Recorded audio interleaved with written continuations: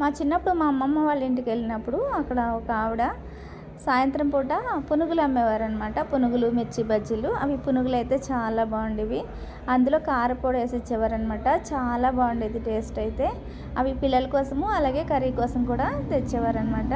ఆ కర్రీ ఎంత బాగుండేదంటే చాలా బాగుండేది. పునుగులు పులుసు పెడితే అది చేపల కూరలో మంచి సువాసనతో భలే ఉండేది. అదే కర్రీ ఇప్పుడు ఎలా చేసుకోవాలో చూసేద్దాం రండి. రాత్రి నానబెట్టేసుకున్నాను నేను. పడుకునేటప్పుడు నానబెట్టేసుకుంటే పొద్దున మంచిగా నానిపోతాయి కదా. నానిపోయిన పెసలన్నీ శుభ్రంగా కడిగేసుకుని మిక్సీ పట్టేసుకోవాలి. ఇందులోకి 1 ఇంచు అల్లం ముక్క, ఒక 4-5 వెల్లుల్లి రెబ్బలు, 4-5 పచ్చిమిరపకాయలు కూడా వేసి మంచిగా మిక్సీ పట్టేసుకోవాలి. క్లిప్ అయితే మిస్ అయిందండి, మీరు మాత్రం మర్చిపోకుండా వేసుకోండి. టేస్ట్ అయితే చాలా బాగుంటుంది. ఆయిల్ వేడైన తర్వాత ఇలా చిన్న చిన్న పునుగుల్లా వేసుకోవాలన్నమాట. మంచిగా తొక్కతో వేసాం కాబట్టి మంచి గోల్డెన్ బ్రౌన్ కలర్లోకి వచ్చేస్తాయి. ఇలా వచ్చేసిన తర్వాత సపరేట్ చేసుకొని మళ్ళీ వేసేసుకోండి పిండంతా. ఈ పునుగులు ఉత్తి కూడా తినొచ్చు, లేదా అల్లం చట్నీతో తినొచ్చు, లేకపోతే మజ్జిగలో కూడా వేసుకోవచ్చండి. చాలా బాగుంటుంది టేస్ట్. చూసారు ఎంత బాగున్నాయో, గులాబ్ జామున్ లాగా. ఈ పునుగులు అయిపోయినాయి కదా, మనం కర్రీ చేసేసుకుందాము.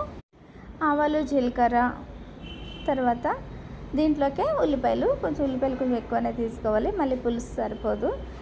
చూసారా, ఉల్లిపాయలు పచ్చిమిరపకాయలు వేసి బాగా వేగిన తర్వాత రుచికి సరిపడగా సాల్ట్, అలాగే మనం ముందుగా కట్ చేసి పెట్టుకున్న 2 టమాటా ముక్కలు కూడా వేసేసి బాగా మగ్గిన తర్వాత దీంట్లోకి రుచికి సరిపడగా కారము, అదే మన కారానికి తగినట్టు కొంచెం కారం ఎక్కువనే వేసుకుంటే బాగుంటుంది, పులుసు కదా. అలాగే కొంచెం పసుపు కూడా వేసి ఒకసారి బాగా కలిపి మనకి సరిపడగా వాటర్ పోసుకోవాలి.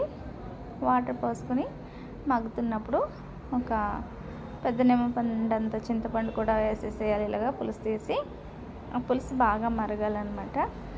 పులుసు మరి పీల్చేసుకుంటాయి కదా పునుగులు, దానికోసం అయితే వాటర్ ఎక్కువనే పోసుకోవాలి.